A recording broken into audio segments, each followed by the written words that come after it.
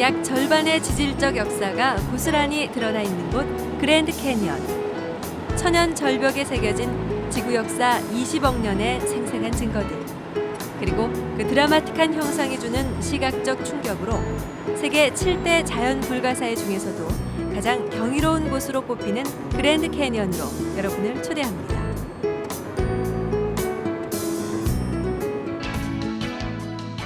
미국 서부 애리조나주 북부에 자리 잡은 그랜드 캐니언 국립공원. 그랜드 캐니언 국립공원은 글렌댐 아래 리스 페리로부터 시작해 동부 미드레이크 바로 직전 피어스 페리까지 길이 440km, 평균 폭 16km, 계곡 바닥까지의 깊이가 1600m에 달하는 총 면적 3040평방킬로미터의 거대한 규모를 가진 공원입니다.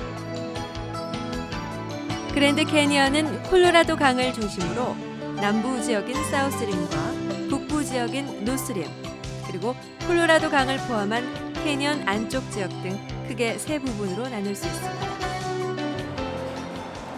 사우스림은 교통이 편리하고 1년 내내 개방되기 때문에 방문객들의 대부분이 머물다 가는 지역입니다. 따라서 기차역과 셔틀버스 정거장, 비지터 센터, 호텔, 서점 등 각종 편의시설들이 집중돼 있는 곳이기도 하죠. 서쪽 끝 전망대인 허미츠 레스트로부터 데저트 뷰 전망대까지 뻗어 있는 사우스림은 계곡 가장자리로 난 48km의 포장된 트레일을 따라 20개가 넘는 전망대에서 그랜드 캐니언의 장엄한 모습을 다양한 각도에서 편리하게 감상할 수 있도록 해놨습니다. 그랜드 캐니언 방문객의 90%가 이곳에서 머물다 갑니다. 같은 그랜드 캐니언이지만 노스림은 사우스림보다 해발 고도가 330m나 더 높은 지역입니다. 사우스림에서 자동차로 5시간 걸리는 외진 곳에 있는 데다 겨울에는 폭설로 출입이 통제되기 때문에 불과 10% 남짓의 방문객들만이 찾는 외딴 지역이죠. 노스림이 사우스림보다 높은 것은 콜로라도 강에 침식이 없었을 때 고온의 경사면을 형성하고 있었기 때문입니다. 사우스림보다 훨씬 높은 곳에서 그랜드 캐니언을 내려다볼 수 있는 노스림만의 매력. 그리고 사우스림보다 훨씬 풍부한 노스림의 야생은 그랜드 캐니언의 색다른 멋을 선사하고 있죠. 림에서 내려다보면 육안으로 멀리서 겨우 물빛만 살짝 드러나는 콜로라도 강. 그러나 실제로 콜로라도 강은 평균 너비 91m, 깊이 11m에 이르는 거대한 물줄기입니다. 이 콜로라도 강을 중심으로 한 절벽 안쪽은 그랜드 캐니언의 또 다른 세상입니다. 이너 캐니언의 바닥인 콜로라도 강에서 림까지 고도 차이는 1600m. 그러나 이너 캐니언은 시원한 콜로라도 강이 있음에도 불구하고 한낮에 쪼인 햇볕을 그대로 내뿜어대는 바위의 열기로 섭씨 40도가 넘는 사막 기후를 보입니다. 그렇기 때문에 아슬아슬한 절벽길을 따라 콜로라도 강으로 내려가는 하이커들에겐 이너 캐니언은 하나의 도전이 아닐 수 없죠. Amazing. Fantastic. Tired. Never felt better. Tired and hot, but great. It's one of my favorite moments, I think. Oh, great. Amazing. Feels Hungry. so good to be done. Hungry, thirsty, Yeah. but really good. Yeah. 그랜드 캐니언이 어떻게 만들어졌는지는 결코 미스테리가 아닙니다. 그랜드 캐니언을 만든 것은 한마디로 침식이었습니다. 그 침식을 수행한 것은 이 콜로라도 강이었습니다. 인류가 지구상에 나타났을 무렵인 500만 년 전, 20억 년 동안 퇴적된 땅 위에 위대한 콜로라도 강이 그랜드 캐니언 위로 힘찬 침식 작용을 시작했습니다. 이파담 같은 부드러운 바위들은 콜로라도 강과 비의 침식으로 쉽게 부서져 나가 부드러운 경사면을 형성했고, 반면에 석회암 같은 더 단단한 바위들은 수직의 절벽을 형성했습니다. 콜로라도 강은 마치 컨베이어 벨트처럼 모든 침식물들을 휩쓸고 지나갔죠. 결국 그랜드 캐니언은 침식 때문에 존재하게 됐고 지금도 침식은 이루어지고 있으며 먼 훗날 그랜드 캐니언 모두를 쓸어갈 것입니다.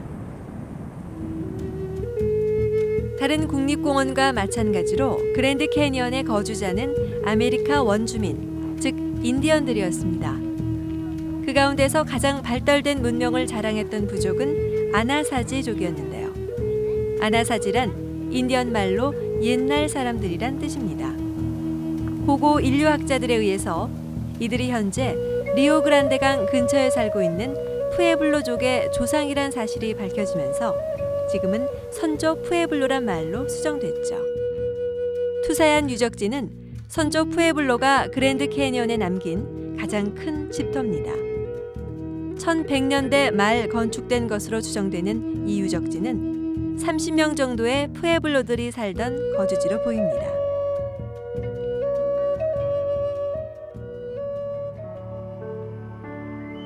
같은 시기 유타주 남부 메사버드 국립공원에서는 선조 푸에블로에 의해 그 유명한 절벽 궁전이 지어졌습니다. 말 그대로 가파른 절벽을 이용해 교묘하게 지어진 절벽 궁전에는 무려 150개의 방과 23개의 키바가 있습니다.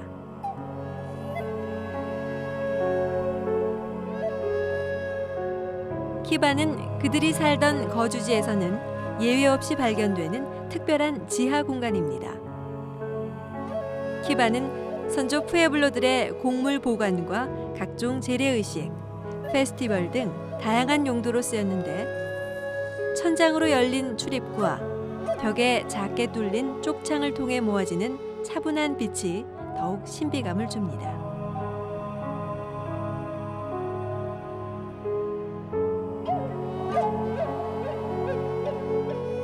왜 그들이 하필이면 이런 험하고 높은 절벽에 거주지를 지었을까요?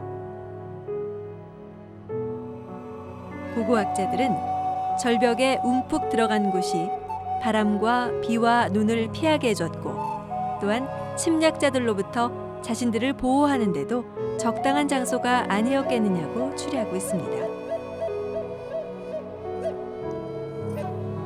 사람들은 절벽 사이에 사암벽돌과 진흙으로 정교하게 만들어진 공동주택을 보면서 그들의 놀라운 창의력에 찬탄을 금치 못합니다. 유타 남부와 애리조나 북부 지방에서 마야 문명보다는 작지만 제법 발달한 문명을 꽃피웠던 것으로 보이는 선조 푸에블로들은 그러나 1300년경 호련히 자취를 감추기 시작합니다. 그들이 자취를 감춘 이유는 역시 수수께끼로 남아 있습니다. 그들에겐 문자가 없었기 때문에 많은 의문점들은 고고학자들에 의해 추측될 수 있을 뿐입니다. 다만 미국 남서부의 기후는 매우 건조해 농사를 짓기에는 취약했다는 점, 그리고 문명의 발달과 함께 인구가 급증하자 환경 자원이 감소할 수밖에 없었다는 점 등이 그 이유로 거론되고 있습니다.